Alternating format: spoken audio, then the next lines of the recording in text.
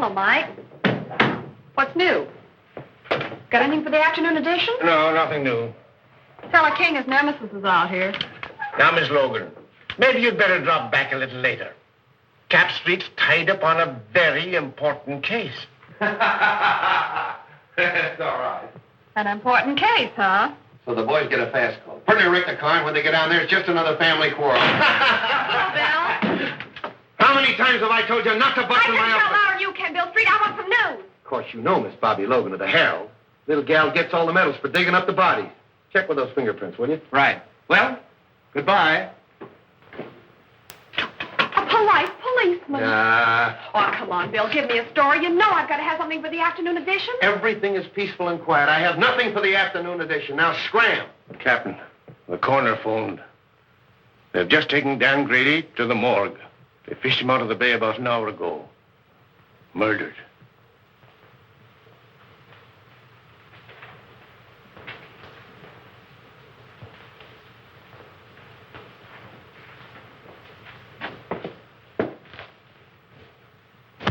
Well, he's going to take this pretty hard, Mike. Sure. Him and Dan was just like brothers. Yes, I know. What makes you think they tried to hide his body, Doc? Well, in the first place, when word was found, washed ashore down the bay. Lungs were collapsed. That means the body was under water pressure for some time. This was tied around the ankles, and there were deep bruises. Tied a weight on him and threw him overboard. That's right, Bill. After the bullets had done their work. Yeah. Did you get them over to ballistics? Mm-hmm. There's a clothes yet on. Take a look. Seaman's outfit. Andy, check these clothes and see if you can find out where he bought them. Thanks a lot, Doc. I'll check with you later about Dan. Bye, Bill.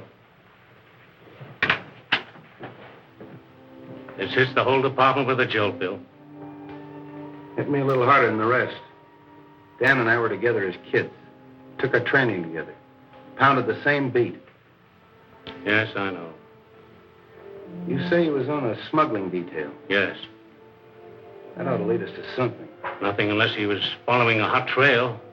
You know Grady. He always preferred to work lone wolf on a case. Well, it's in my department now, Chief. It's homicide. Yes, and you have command of every resource of the department. I may need it. Because I'm going to find out who killed Grady if it's the last thing I do. I know you will, Bill. And good luck. Thanks.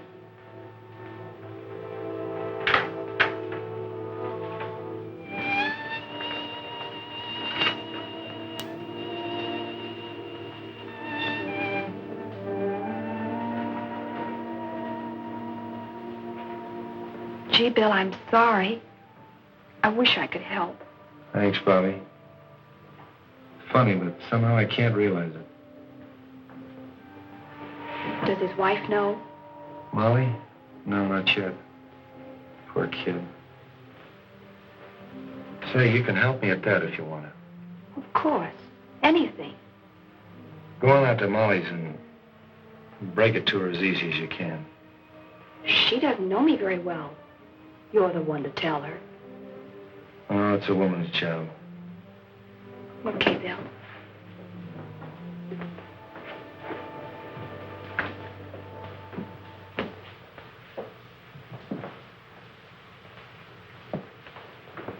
I came just as soon as I heard the news. Am I glad, Wong? I sure can use you. Unfortunately, I can't call you in on this case officially. I'm more or less doing it on my own. I'll do everything I can to help. Dan Grady was my friend, too. Thanks. You know what it means to me. Well, not too fast with your thanks. You know, the only reason I've been useful in the past was because in each case the Orient was involved. Well, Dan Grady was assigned to the smuggling detail.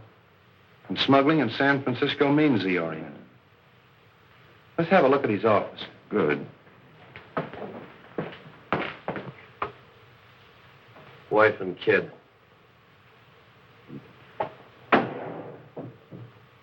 You say he was working on a smuggling detail? Yes, sort of a roving commission. The reason they gave it to Dan was because he was born and raised here in San Francisco. He knew every nook and cranny. Seaman's clothes would indicate that he was working on something at the waterfront. Yeah, but what? Whoa, look here. What is that?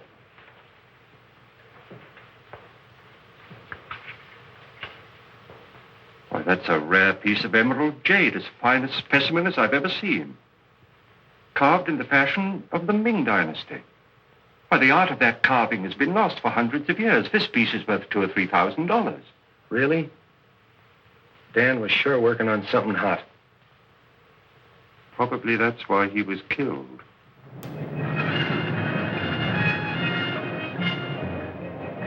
Yes, I have seen many similar in the past 3 months.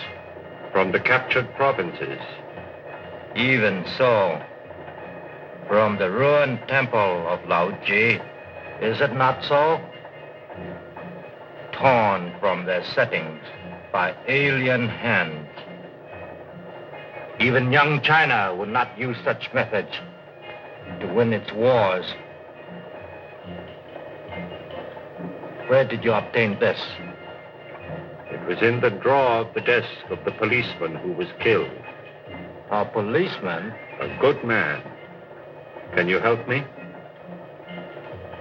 A store called Belton's is on Market Street. There, a wise man could become more wise.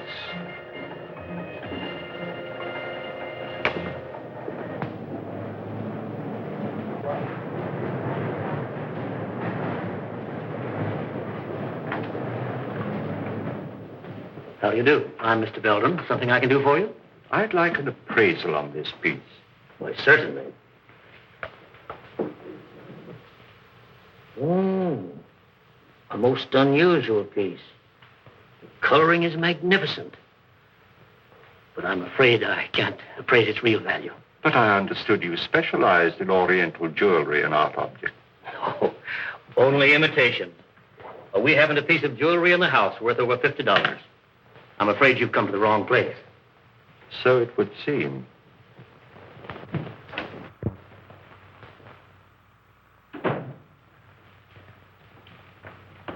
Morning, Dan.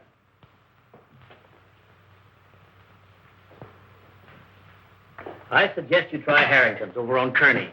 They handle that class of merchandise. Thank you for your time. Not at all. I'm sorry I couldn't help you.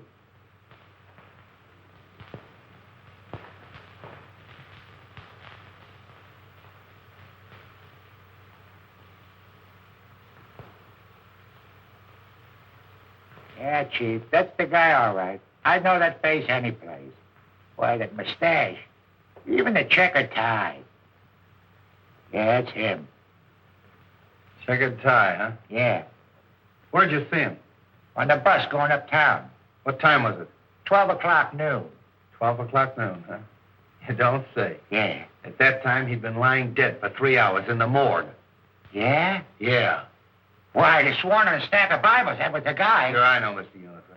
We all make mistakes sometimes. Well, thanks for coming in anyway. Oh, not at all, Inspector. Not at all. Say, maybe it was the guy's double. Yeah. You know, they say every guy's got a double. Sure. Even me. Sure. Even you. Yeah, sure. Mike, get Bobby Logan on the phone. Yes, sir. Market 6400. Hello, Bobby. I was just trying to get you on the phone. Oh, are we going someplace? Yeah, you're going someplace. If you ever pull a bright idea like that again. Well, what's the matter with that? Somebody might be able to give you a lead. Somebody might be able to give me a lead. I've had every crank in San Francisco in here this afternoon. Yeah. Logan doesn't answer. Where do you think I ought to look for her? Try my office. Huh? Every one of them has seen Dan Grady in 5 different sections of the city at the same time. Well, but it... But nothing. Did you see that guy that just went out of here? Yes. He was on the bus today at noon with Dan. Well, that's silly. Of course it's silly. But I've had to talk to those goats. That's what your idea's done. Wasted my whole afternoon. Yeah, Mike. A gentleman out here says he saw Detective Grady. What? Miss Logan will interview him. Well, did you hear it? Just faintly. Go on, he's your witness.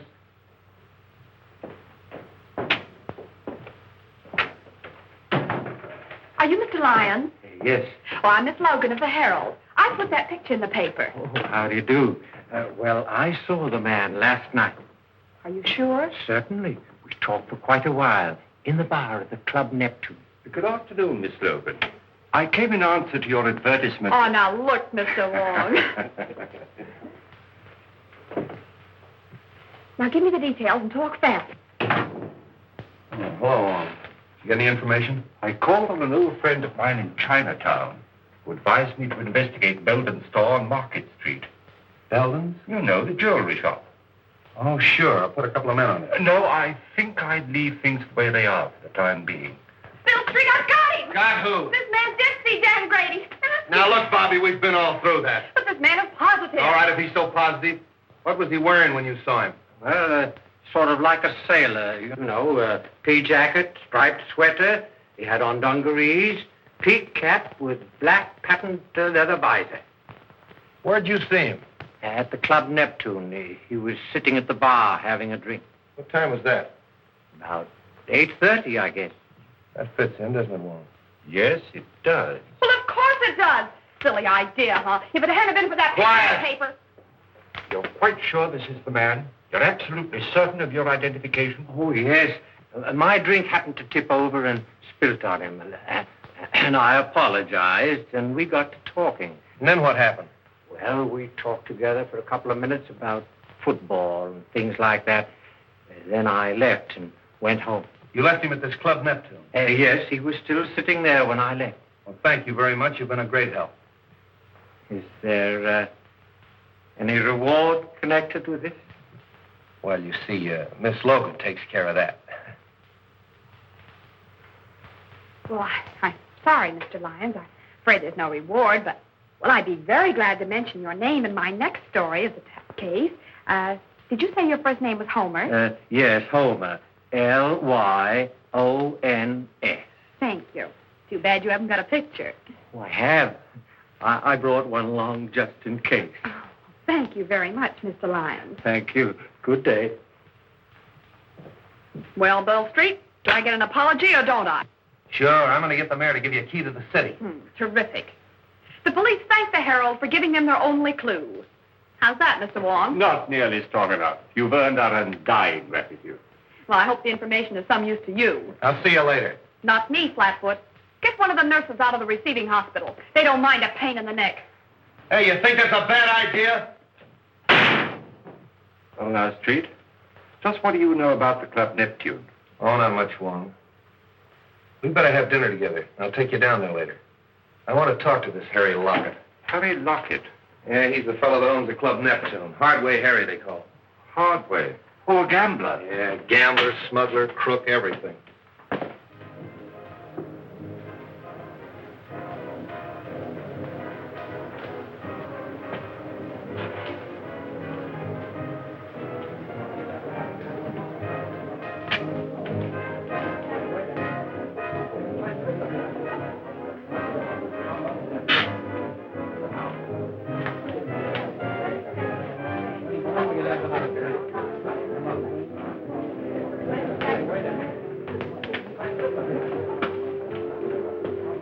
Anything new? No. How are things upstairs? Usual crowd, not much play yet. Has Tanya come in yet tonight? No. I want to see her when she comes in. Okay. Well, then. Here.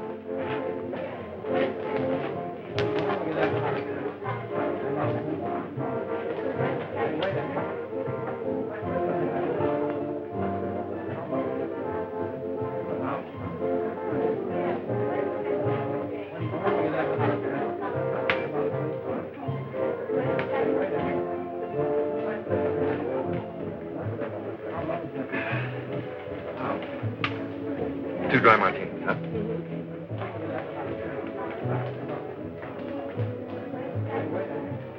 Well, don't you recognize anything? What? I'll bet you don't even know what day this is. Of course I do. It's Friday. That's why you insisted upon coming here for a fish dinner. Oh, no, it isn't. We came here because this is an anniversary.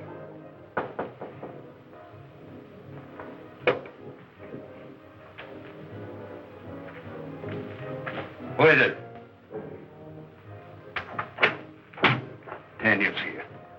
young Belden with her. Huh. She's starting that over again, eh? Bring her in here. Okay. Listen, Tanya, I've been lying awake nights planning our future together. I realize that I haven't much to offer you, but I'll try awfully hard to make you happy.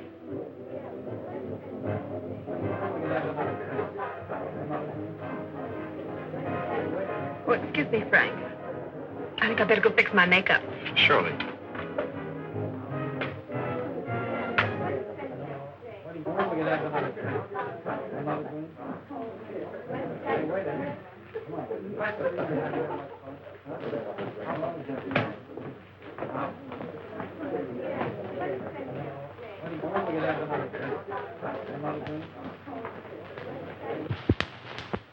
What do you want?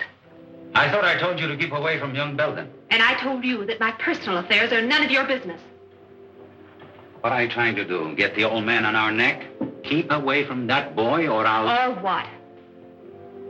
I guess if I'm good enough to help handle his smuggled junk, to run the risks that he cashes in on, I'm fit company for his son. Well, what about a certain other gentleman?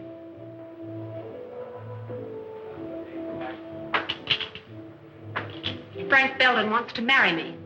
So, he's got it bad, eh? Wait until his old man hears that. If you open your mouth to make trouble for that boy...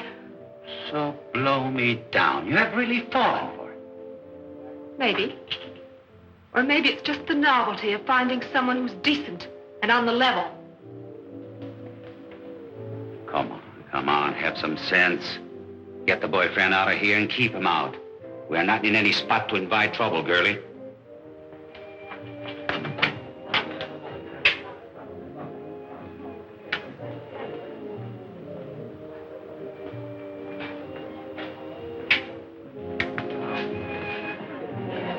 I seem to have developed a headache, Frank. Maybe it was the drink. Oh, I'm sorry. Well, maybe some fresh air will do you good. Shall we take a drive? Yes.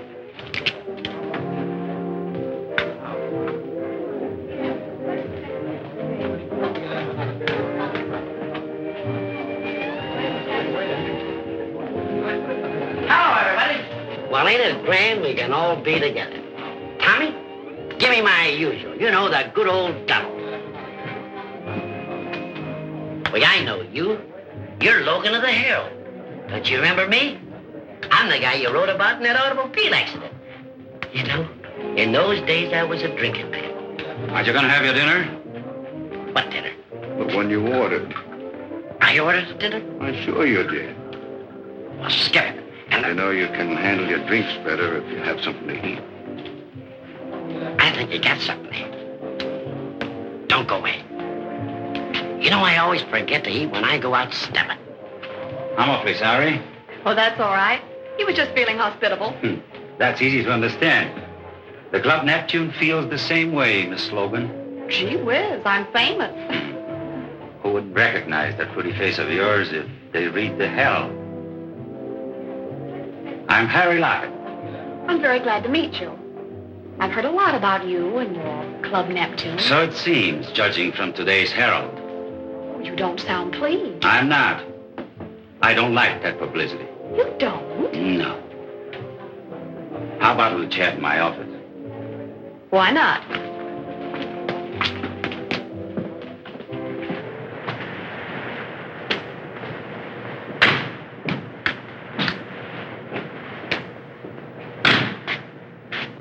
I think I'll take a look round the back. All right, I'll see you inside.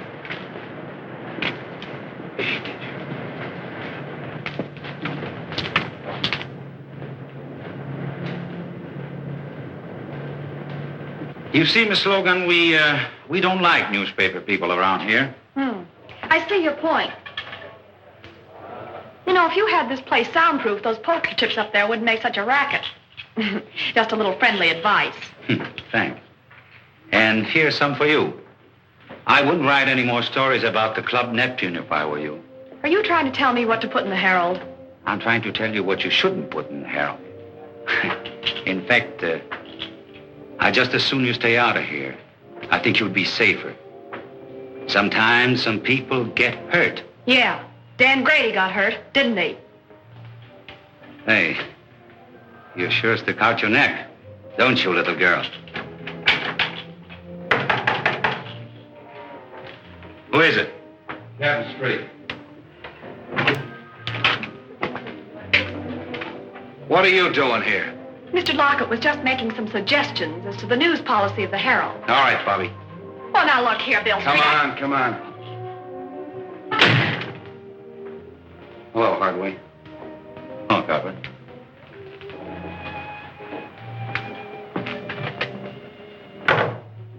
Have a drink? No, thanks.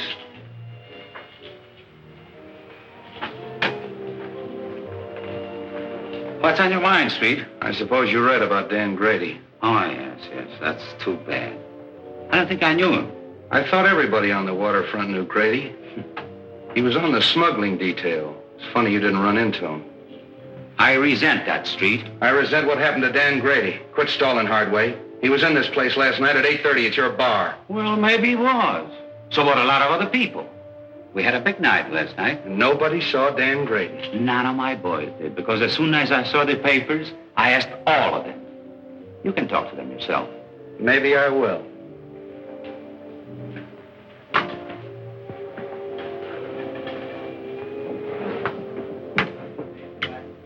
Cigarette?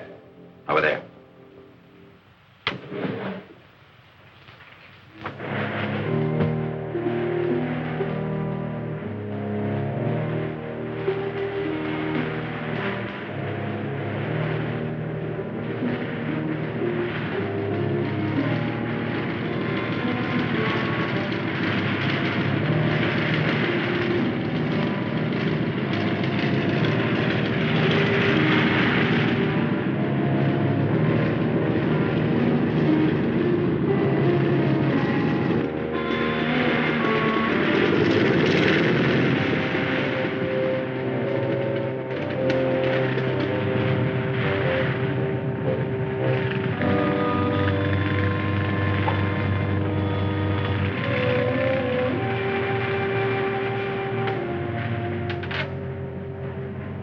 I don't pay any attention to me if I seem a little tough, Harry.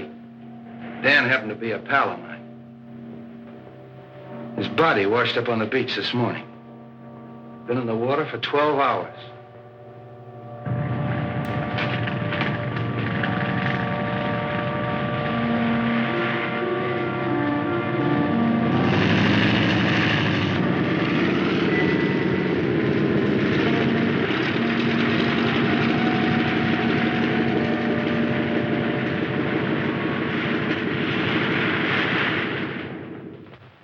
You know, they tied a weight around his legs before they tossed him overboard. He didn't have a chance. That's kind of a tough way to go, isn't it? Well, Street, they say that drowning, it's an easy death. But Grady had 2 slugs in the back of his neck before he ever hit that water. That's not so easy, is it?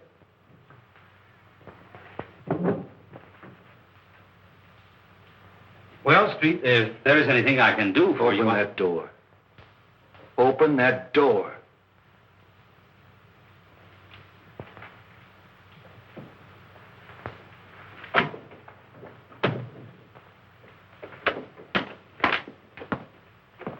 Well, hello, Street.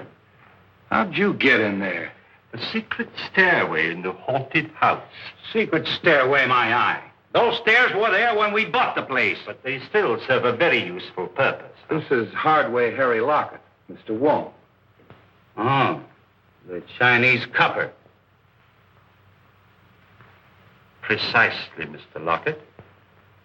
The Chinese copper. But to return to our secret stairway, I'm afraid we scared one of your callers away. Evidently, he didn't care to meet my friend, Captain Street. Seafood is our specialty, Mr. Wong. That was probably Cap from the fishing barge. He saw I was busy and beat it. That very adequately describes his exit. He comes in that way because he doesn't like to go through the cafe. Close so don't... Slightly fishy, Mr. Lockett. Very fishy. Now get this, Hardway. If I find out that anything happened to Grady in this place, I'm going to tear it apart. If you ever do, I'll help you. Come on, Wong. Goodbye, Mr. Lockett. Goodbye, Mr. Wong. Oh, sorry. Didn't know you were busy. He's not. Because we're just leaving. beg your pardon, but we've met before, haven't we, Miss... Serova's the name, but we haven't met. I'm so sorry. Oh, now I know what prompted my mistake. I saw you sitting outside in a car with young Mr. Belden. What was he doing here? We had dinner here. Do you mind? Excuse the boys, Miss Serova, but it's their business to be curious. This is Mr. Wong, the famous detective. And this is Captain Street of the San Francisco Police. Your head waiter says you found my compact. Yes, it's my desk. I'll get it for you. Drop in any time, boys. It'll be your turn to drop in on us the next time.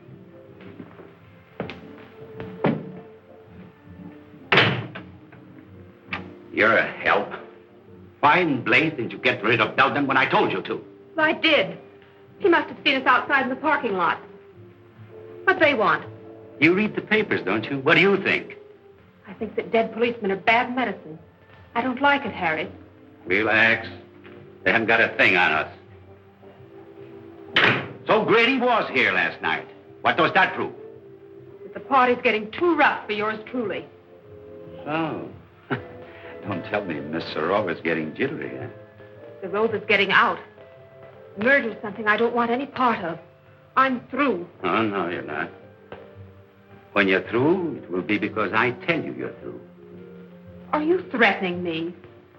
Maybe. Don't do it, Harry. I know too much. Things happen to people who know too much. Yes. They end up in the bay like a certain policeman.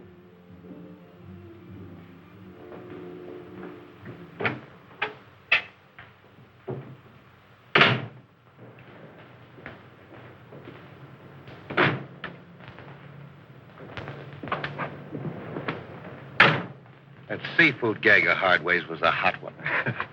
And the young lady who lost her compact. More seafood, eh, Street? I'll say. What's her name? I thought I told you to scram. You're always telling me to scram. Well, you're not going to ride in a police car. Okay, let me out and I'll put on my roller skates. Oh. I tell you, I don't like the setup. I don't like any part of it. When a dead copper spells trouble, and if this girl starts to talk... Yeah. Yeah, I think so, too. But this idea of mine is something entirely new in radio, Mr. Forbes. Nevertheless, I'm a guest continuing the program. But Forbes, Belden's has had a radio program for years, and it's been excellent advertising. Not excellent enough to keep you out of the receivership. I represent the creditors, and I cannot approve the expenditure. But, Mr. Forbes, I'm sure this new idea of mine will create a lot of interest. That means customers for Belden's. I can only judge by past performance, Mr. Griswold. Results have not warranted the expense. All here? Yes. Oh, but, Mr. Forbes, this is a novelty, a complete one-act play in which I enact all the roles, male and female. You see, Mr. Forbes, impersonation is my forte. I think persistence is your fault. Well, I tell you, this is the type of program that's bound to create comment. Why not give it a chance? Just glance through this, and you'll get the idea. After the commercial, the music fades out, and you hear footsteps and a knock. Now, read from there on.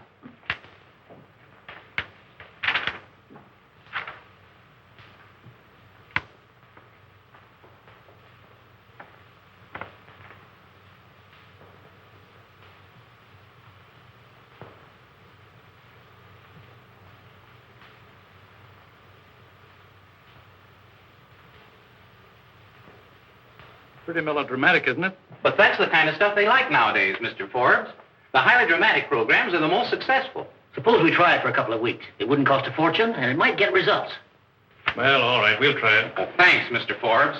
I'm sure you won't be sorry. We go on from 10 to 10:15 tonight. I hope you're listening in. We will. Those bills are all right. I'll see you in the morning. Hello, Frank. Hello, Mr. Forbes.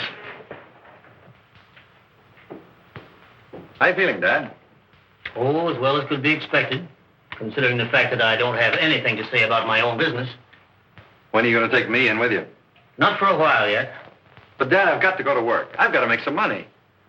Isn't your allowance enough? No. I'm going to get married. Who to? That Serova woman? Miss Serova, yes. How did you know? I haven't taken my eyes off you completely. You've been out with that adventuress every night for a month. I wouldn't talk like that if I were you, Dad. We're both liable to be sorry for it. Besides, it won't change my decision. Frank, I won't permit you to wreck your life, to throw away your entire future for the sake of that scheming, unscrupulous... That's enough! I'm sorry you feel that way about it, Dad, but there's nothing you can do about it. You'll never marry that woman. Do you understand? Never!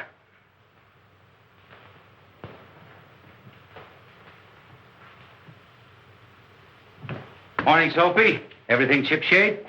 No sign of the police, if that's what you mean. Oh, why, Sophie, that's the farthest thing from my mind. Bring me the checks from last night, eh? Okay.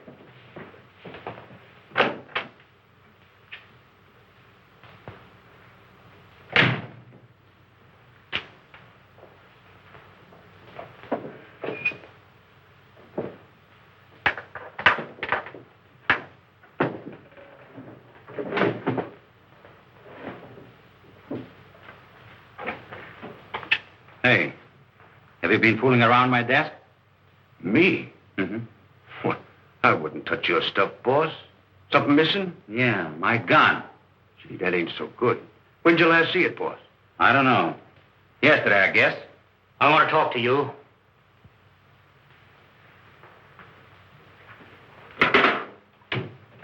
Say, what are you thinking of coming down here after what's happened?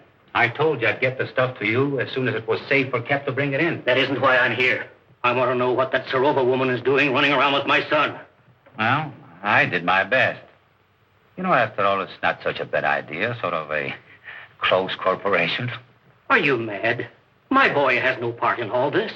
I went into it because it was the only hope I had of saving my business, of meeting my obligations, but not to the extent of wrecking his life, and that's what this marriage would mean. That's your problem. Right now, I have more important things to do than nurse a lovesick pup. If you value your neck, you'll do something about it. I'm warning you, Lockett. Before I see this happen to my son, I'll blast everything wide open.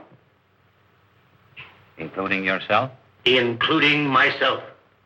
Uh-huh. I see you. You like the idea of a few months on Alcatraz? I'll stop at nothing.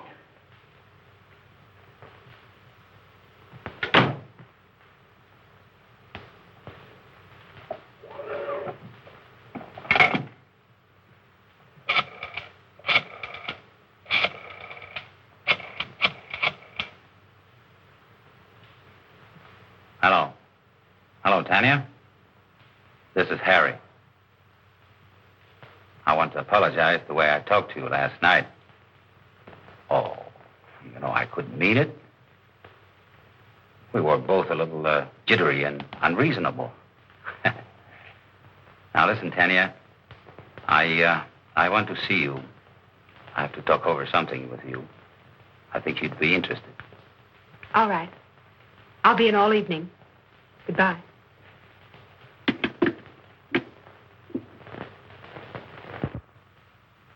I hope I didn't keep you waiting, Fancy. Oh, that's all right, sir. Don't mention it.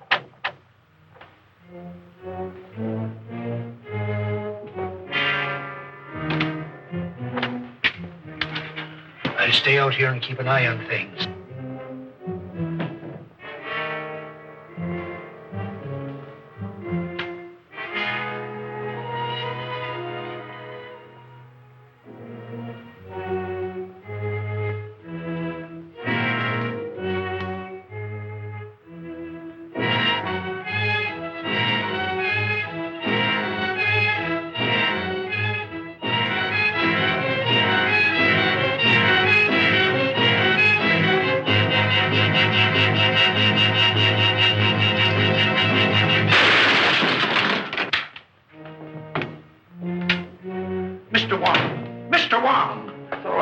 He missed me. Oh, I'm glad of that. Who was it, sir? I haven't the least idea, but the shot came from there. Well, we'll find out who that is.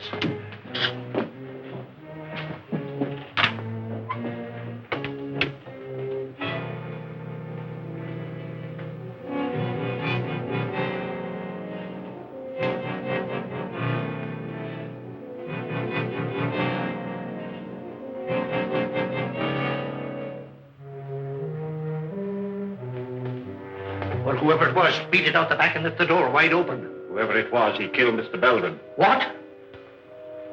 Oh, glory be. Get straight. Yes, sir.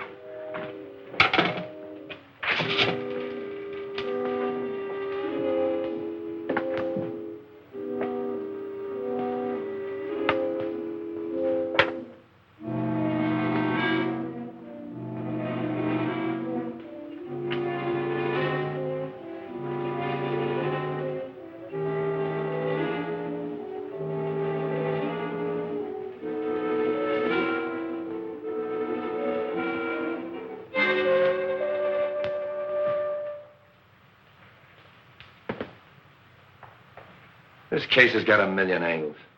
If this jade matches the stuff we found in Grady's office, Belden had a fortune hidden away. And I can't understand why he was in receivership. Perhaps he went into this kind of business to get out of receivership. What's that receiver's name? Maybe he can help us. A man named Forbes. You know where he lives? At the town apartments. We'll go up and see him. Clancy, call my office and have young Belden picked up. Tell him to hold him till I get there. Wait for the coroner. Yes, sir.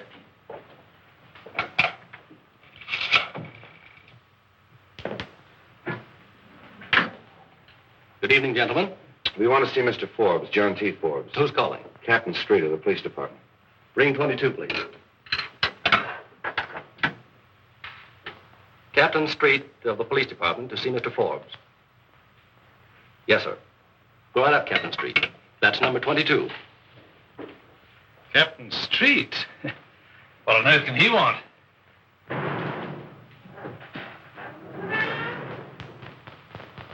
I wonder if I've forgotten a speed ticket. Excuse me. Pray to take my hand, will you? Okay, but it's 10 o'clock and I'll have to meet Elsie. Probably won't be very long.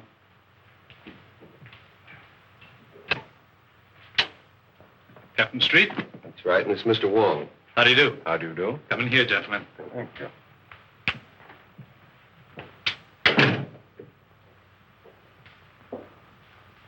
I'm afraid we interrupted your game, Mr. Forbes. Oh, that's all right. Sit down, gentlemen. I've heard a great deal about you at one time or another, Mr. Wong. I'm certainly glad to meet you. Thank you. Well, now, gentlemen, what can I do for you? Might as well come to the point, Mr. Forbes. Frank Belden Sr. of the firm for which you're receiver was found dead a half an hour ago in his store. What?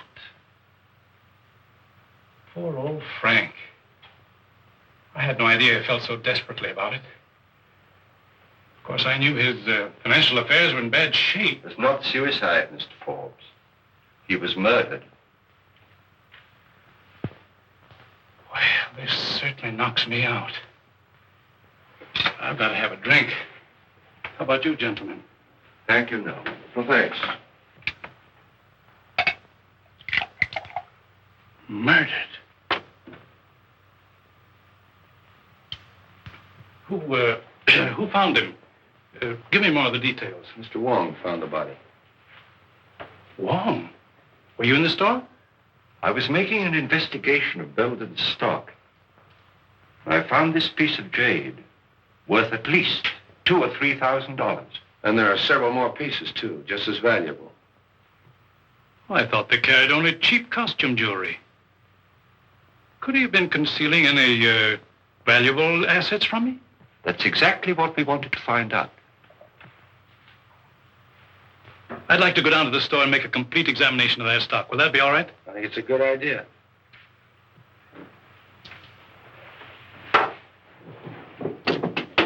Do you have a cigar, gentlemen? Yes, thanks. No, thank you. One more thing I think you should know. That jade was smuggled. One of our own men on the smuggling detail was murdered, running it down. And the trail seems to lead to Belden's store. Why, this is the worst thing I've ever heard. Excuse me. Hello? Yeah. It's for you. Thanks. Street speaking. What? I'll go right up. There's been a shooting on the floor above. Can we get out this way? Yes.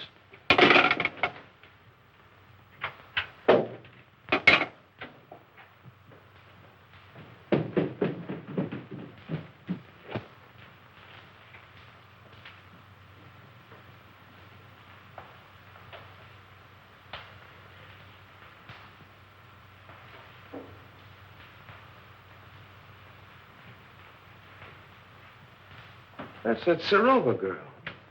How do you like this? A murder right over my head. Yeah? Oh, you're the clerk. Yes, sir. I telephoned headquarters from downstairs. Thanks. What do you know about this? Nothing, except what the switchboard operator told me. What'd she tell you? Well, I was sitting in the lobby when all of a sudden she started yelling, Mr. Rova's being killed. All right. Take it easy. Sit down. What did you hear on the phone? Well, I was sitting there as usual when the buzzer sounded, and it was a call from 32. What time was that? About 14 after 10. That's an odd time to remember, 10:14. Well, I'm not sure, but it was 15 after 10 when I heard the shot. And they were arguing about a minute. Who was arguing? Miss Serova and the man. Well, what were they arguing about? What'd they say? Well, he said, get away from that telephone. That's the last time you're going to pull that sort of stuff on me. And Miss Serova yelled, don't shoot, don't shoot. But he did. It's quite possible, Street. The receiver's off the stand.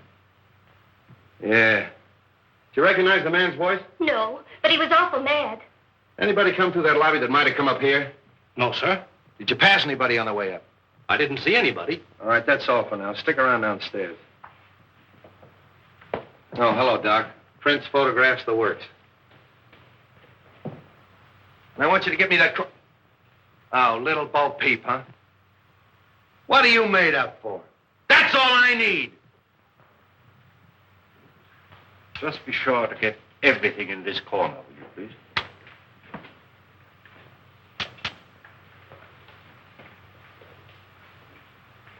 Hello, Ballard.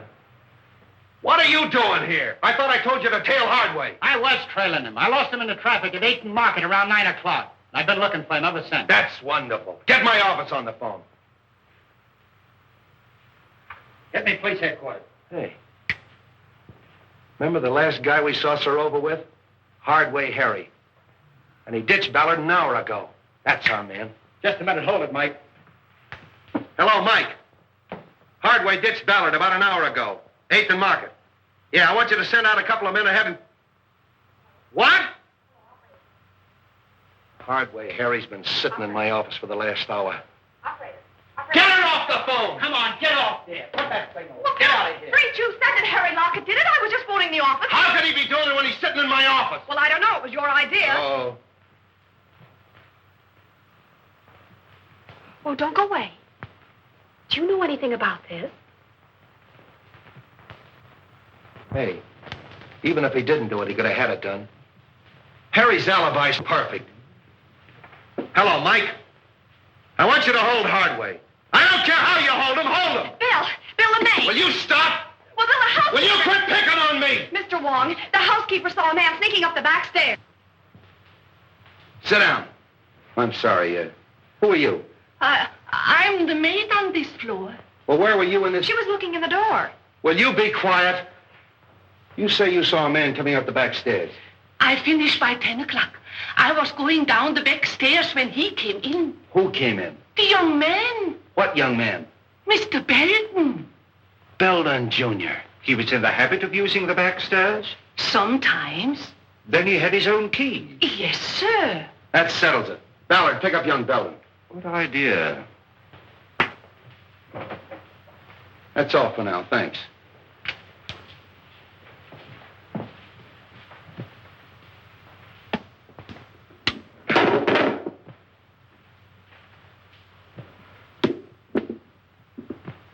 You know, Wong, Belden knew Serova. Hardway knew her. They're all mixed up in this thing some way. I'm going to have them all come in my office tomorrow morning at 10 o'clock. What am I doing?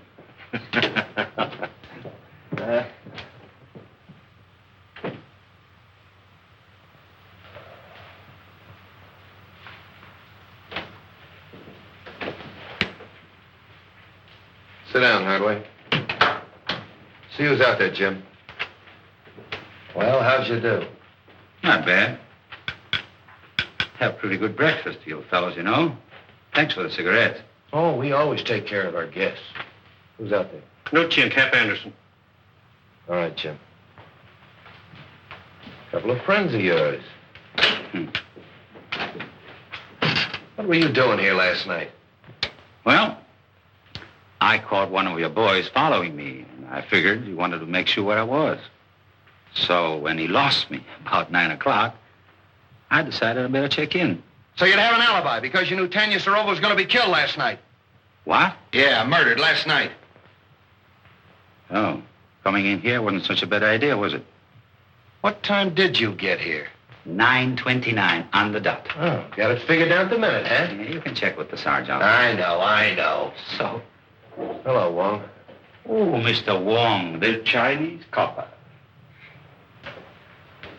Look here, Street, you haven't got a thing on me. I knew Sarova, sure. She used to come to my place very often. But so do a lot of other people. Including young Belden. Yes, with Sarova, yes. So what? How well did you know young Belden? Casually. How well did you know his father? Just an acquaintance. When was the last time you saw him? I saw him in my office yesterday. He came to pay his son's bar bill. You had a little quarrel. Then you followed him down to his jewelry store and shot him. Old man Belden shot? Yeah. That's too bad. Yeah, it is too bad. He got it the same way Grady got it, in the back of the neck. What's your alibi for that? I was being trailed by one of your coppers, by good luck. What? Man named Forbes is out here. He said you sent for him. All right, send him in. Wait outside, Hogley.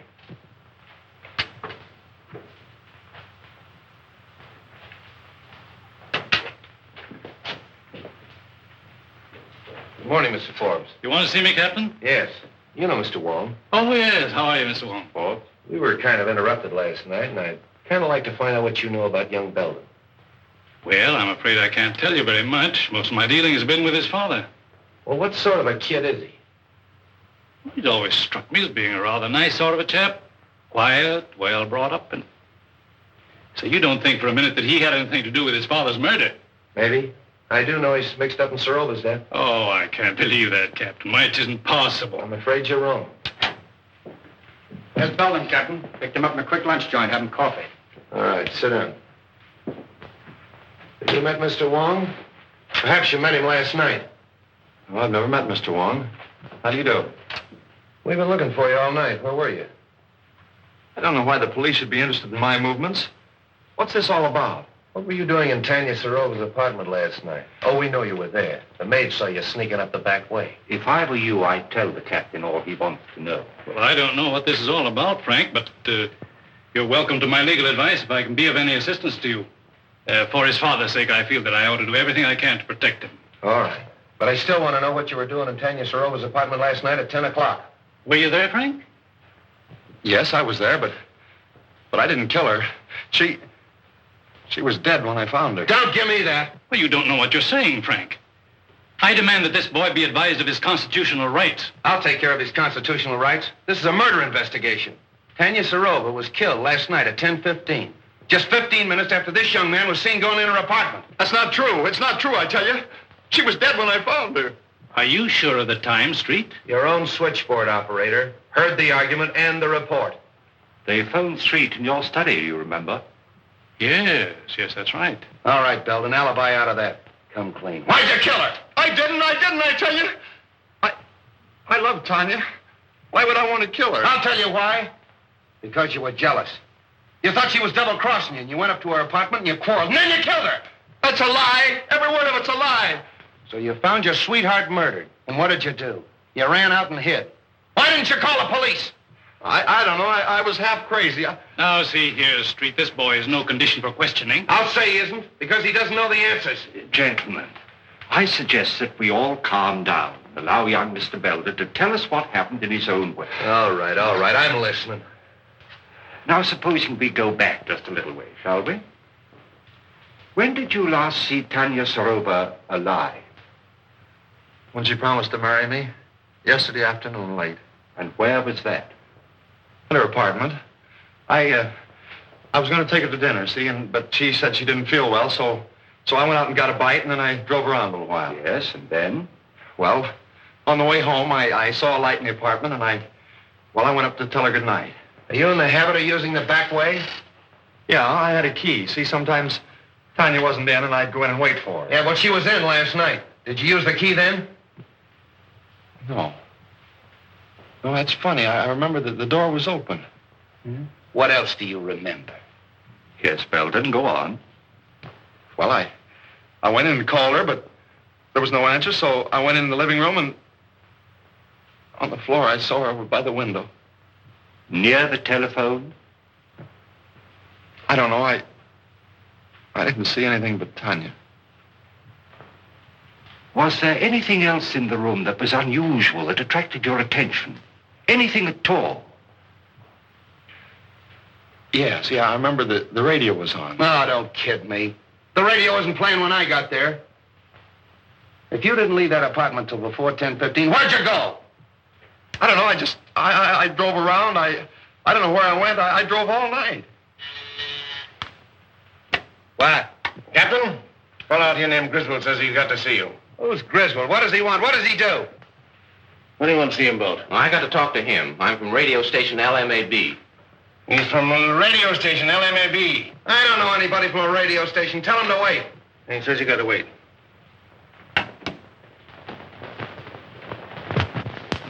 I'd come clean.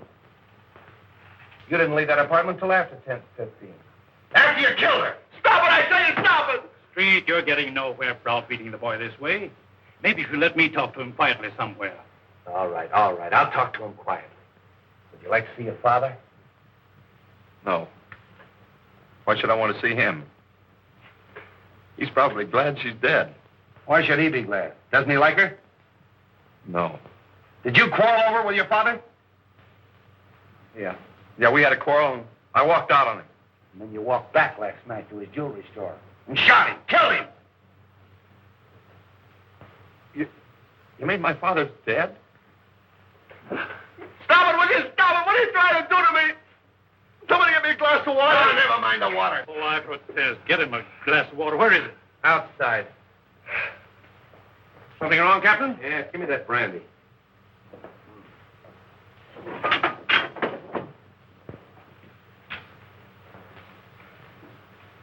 Now go and sit down. What do you want? Come on, what is this? Say, what am I supposed to do? Spend the weekend here? He gets you. Mr. Hardway. The press. Yes, the press. What do you know today? Pardon me.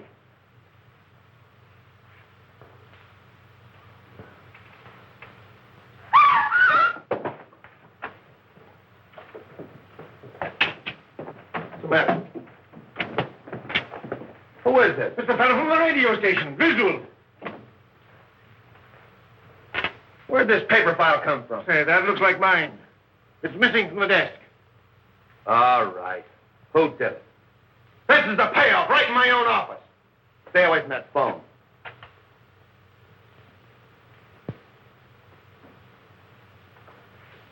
Start talking, Hardway. What, again?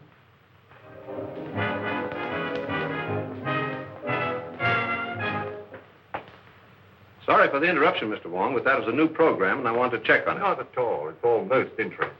Yes, but full of headaches. Replacing Griswold is going to be one of them. I can quite imagine. His programs were popular, weren't they? Very. He was a talented young man. Wrote most of the sketches and played all the parts in them. He played female roles as well? Oh, yes. In the sketch you want to see, the one he did last night, he played a very emotional feminine role. Here's the manuscript for it. Thank you. This program went on the air sharply at 10 o'clock? Oh, yes. Radio works on split seconds. Every program is timed exactly. And it ran for how long? 15 minutes in all. The sketch went on at 10:01 and finished at 10:14. The balance of the program time was taken up with commercials, such as advertising. Would it disturb you if I turned on this program? Not at all. I've just finished. I'd like to take this with me. Oh, that'll be all right. Thank you very much. Goodbye. Goodbye.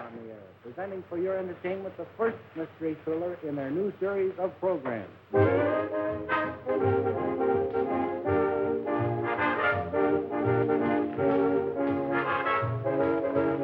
How do you do, sir? Can I help you? Yes. Is this the new remote control radio? Why, yes, and a very fine instrument, too. I wonder if you'd be kind enough to give me a demonstration. I'd be glad to. Won't you sit down? Thank you. Now, This is the remote control box. Looks like the dial of an automatic telephone. And works very much on the same principle. You see, it's not attached in any way to the demonstration radio. However, being in any part of the house and desiring to change the program, we simply switch the dials and the radio automatically switches. I'll show you. California, fair Tuesday and Wednesday. Moderate temperature, light to moderate northerly wind off coast. At just Northern what California, distance would that fair, still south, be and partly effective? cloudy, Guaranteed up to north 200 feet. Tuesday and Wednesday. Rains extreme northwest. And you can portion, shut the radio morning off in fog the same way? valley. Oh, yes. Just Wind press off down on this coast, right here. Coming southerly and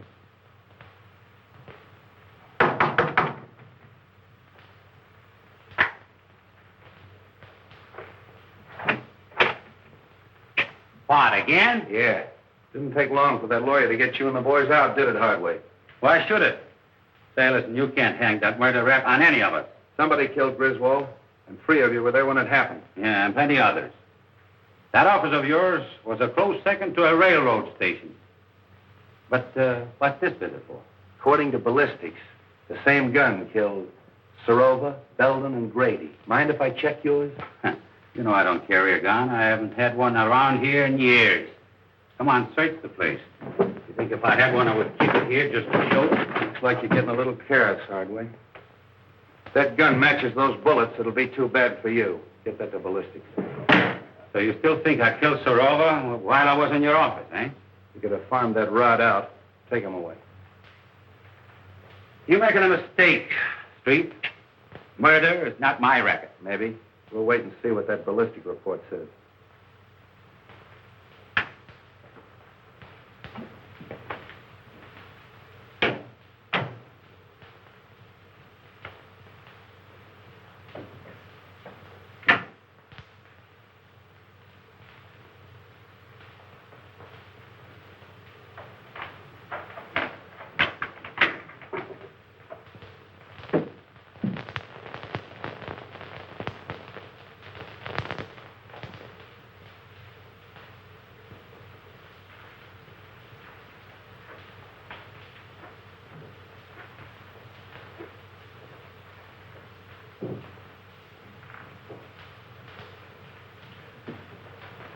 All right, keep your hands right there. Turn around. Ah, Cap Anderson, huh? From Harry Lockett's fishing barge. So this is the seafood you supply this place with, huh?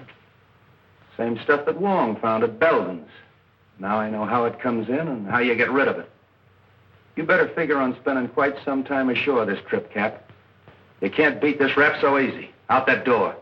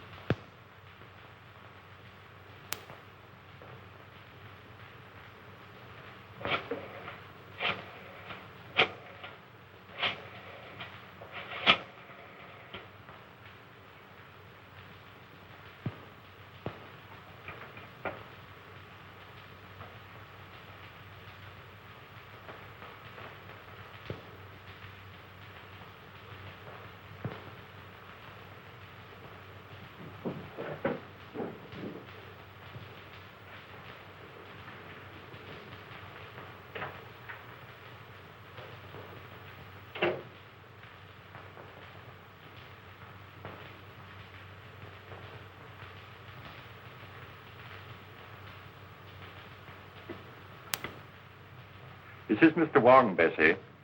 I'll be experimenting with the phone for a little while, so pay no attention if it rings.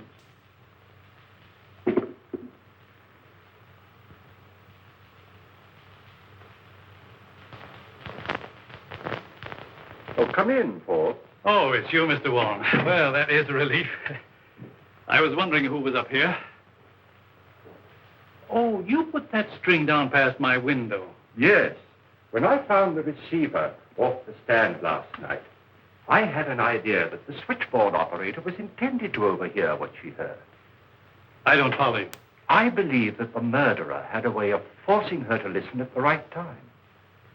You think that a murderer would deliberately invite a witness to his crime? He might arrange to have her think she was a witness.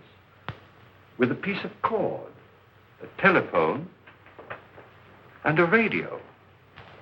I don't understand. Now, this radio is a new remote control model. Now, let us assume that a certain radio program exactly fitted a given situation. How easy it would be to tune in the desired station at the right time and be nowhere near the instrument. Oh, I see. You mean that the crime could have been committed some time before? Of course. And by any of our suspects who had such cast-iron alibis. Partway Harry Lockett, for instance, who planted himself in Street's office at the supposed time of the murder. Any of his friends. Even young Belden? Even young Belden. He was here at 10 o'clock. Who knows? Perhaps it was his second visit. You don't believe that, do you? No. Nor that any of the others did it, either. No.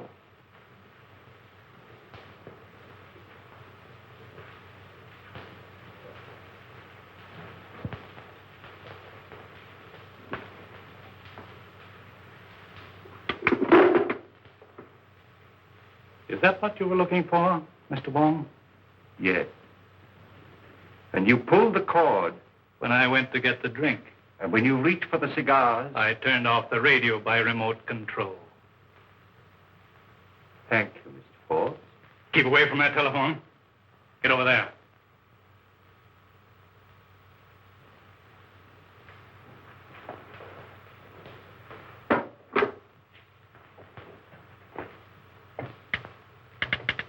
Operator. Oh, hello, Captain. Hello, is Mr. Forbes in? I'll see for you. Operator. Mr. Forbes doesn't answer. All right, thanks. Why don't you answer that call? Well, that's Mr. Wong. He told me not to pay no attention to it. Mr. Wong? Yeah, he's up in Mr. Rover's apartment playing with the telephone. Well, I hope he's having a good time. I'll drop up and see him. Playing with a telephone.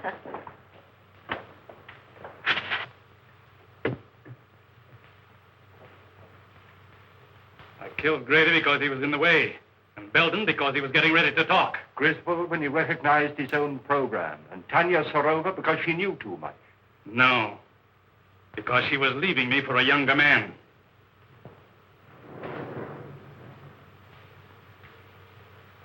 It's you who knows too much.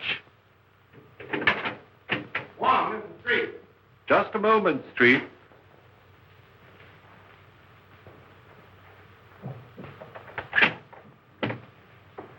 What are you doing up here? Get him up. Over there with him.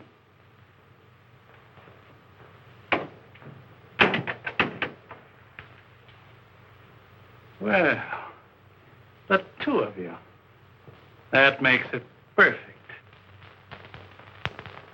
I suppose you'd like to have us turn around so you could give it to us in the back like you gave it to Grady. Drop that gun.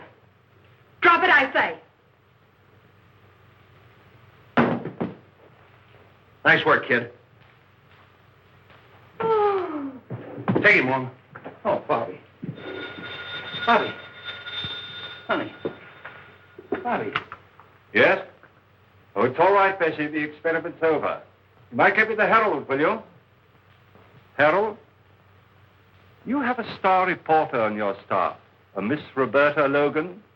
She has just been instrumental in the capture of John Forbes, confessed murderer in the Dan Grady Sorova case. Oh, yes, this is a scoop.